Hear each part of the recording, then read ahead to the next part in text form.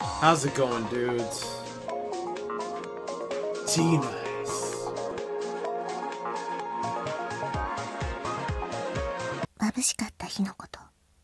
On a blindly bright day, on that very day of winter,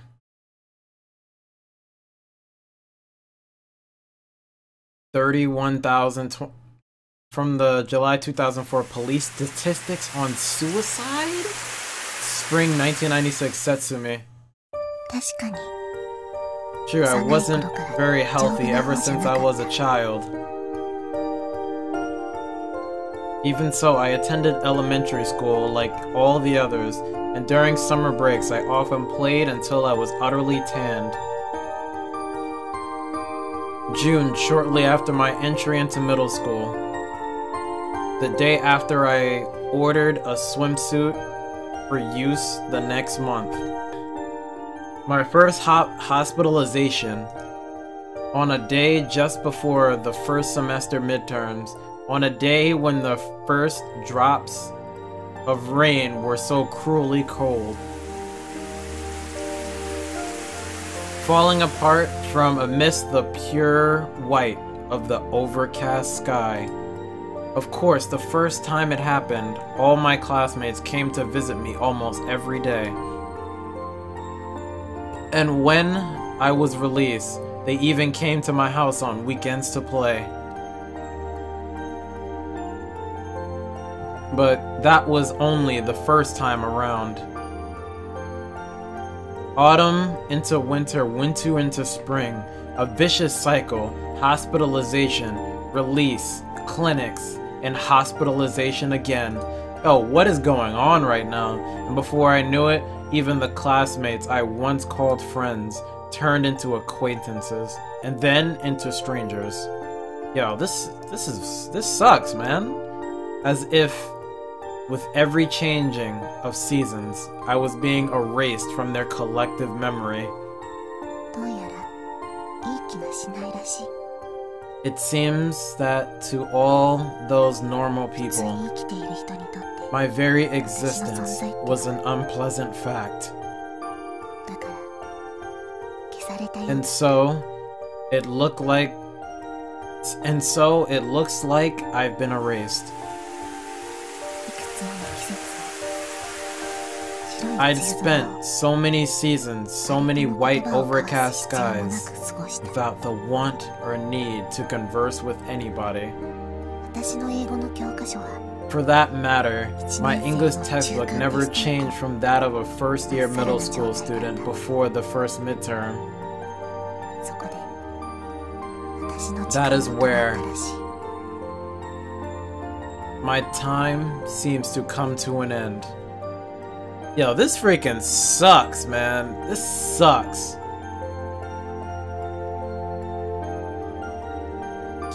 Stage Nana, Volume 24. Early summer 2004, protagonist. 8 years later. Summer flowing sweat.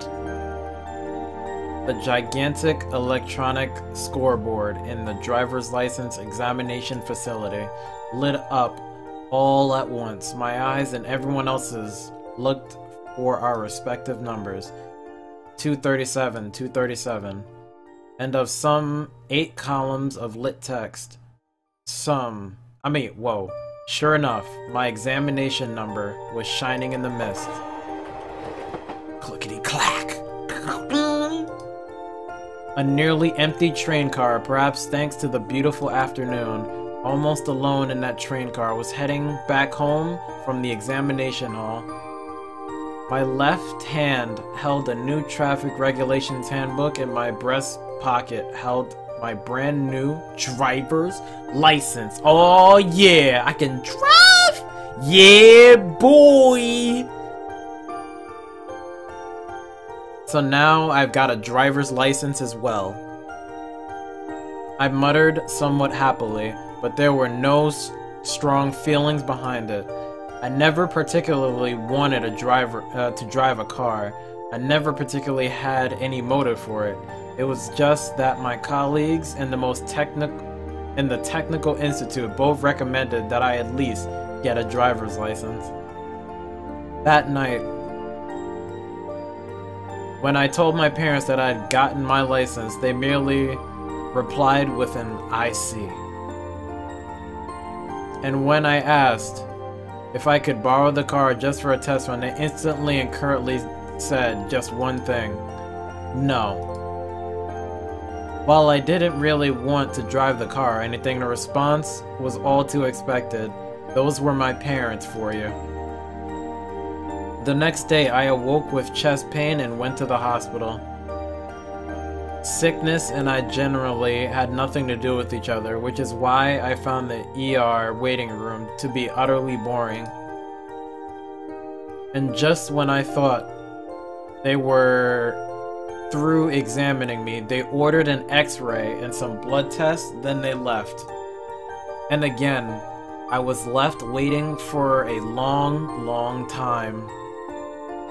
I'd already polished off 3 volumes of Shonen Jump and was just about to start on a 4th when they admitted me to the hospital right then and there. And it seemed that my new license, which still lay snugly in my breast pocket, would have to wait a long time for its turn to come. Oh my god, this is sad stuff, man. Protagonist, autumn 2004. Right when the all-too-noisy cicadas had finally gone silent, I once again found myself in the hospital, as per usual. Of course, it wasn't as if I'd been there the entire time. I came and went, a futile cycle. My first surgery was a month before. After that, I started doing a 5-minute commute to and from the hospital by moped. By moped. Okay. And from then on, I was hospitalized, discharged, ordered to clinic, and hospitalized again and again and again.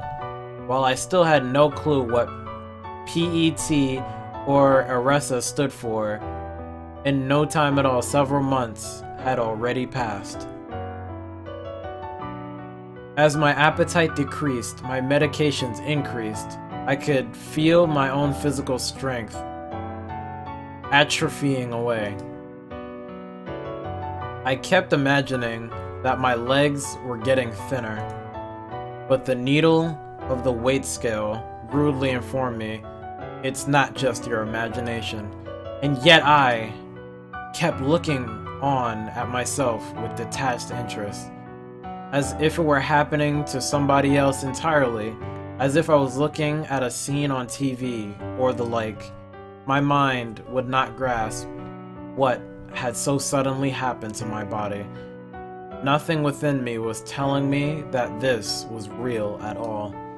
And that's why, even though it was all happening to me, I kept looking on as if it was happening to someone far away. Protagonist Winter 2004. Oh my gosh, the seasons are just flying by. A day of winter, around when the Christmas trees had vanished from the streets.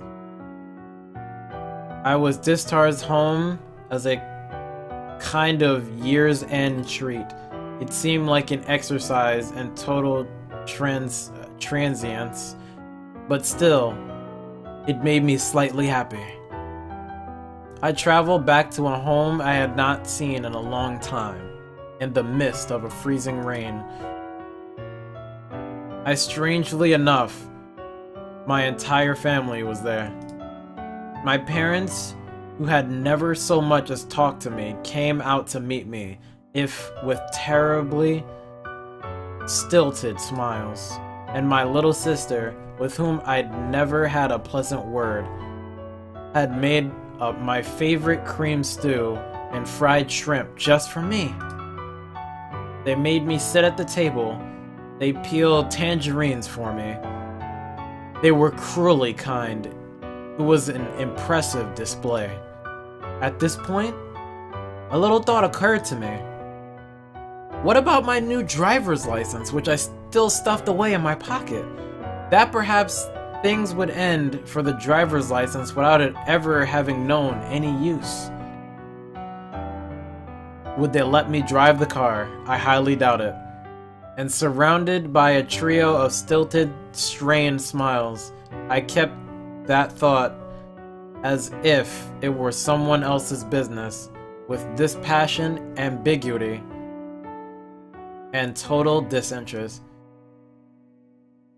January 2005. Am I back in the hospital? The new year began and I returned to the hospital. But on this day, instead of my usual fourth floor room, I ended up in a conference room of sorts. They took me there. And then my father and the doctors had a little talk. I joined in while they talked to me. So this was their so-called announcement. They said it in a terribly roundabout fashion, but they told me that I was going to die. I see. That was my only reply. I had no other words. It was the only thing that left my mouth from the beginning to end. And the doctor's ballpoint pens flew across the paper as if in response to my words. Those were probably hospice enrollment procedures, businesslike to the last. My father was the same. So it's this simple. Was the only real thought I had. That day, I was transferred from the 4th floor to the 7th floor, from a 6-person room to a private room. It was a little different from the other wards, this 7th floor. First of all, the floors were sparkling clean, and second of all, the ceiling was higher than I'd ever seen it. The rooms were very nice, and I had large windows from which the warm daylight streamed in as if by design, but the windows only opened a little. I tested them out, and my head would just barely fit out of one. The color of my ID bracelet had changed as well. The bracelet that I had worn ever since that first hospitalization, the one that had my name and blood type recorded on it. Its color had now changed from blue to white. A high ceiling, a white vinyl bracelet, a window that would not open more than 15 centimeters. The TV programs celebrating the new year were still playing when I was transferred to this 7th floor. And it was at the dawn of that very year that I met her for the first time. Met her for the first time? Who is this? Narcissu. Narcissu? Alright guys. This was a very sad game, it seems. It seems like it's gonna get sadder and even more sad the more I continue with this story. But it seems like it was well made and the story was well thought about, so I'm probably gonna play more of this game. It seems really sad and something that's gonna end up making you cry by the end of it, but we're gonna see what happens. Tell me what you guys thought of Narcissu, and I'll catch you guys later. If you liked the video, make sure to thumbs up, like, and subscribe, and I'll catch you guys later. Peace!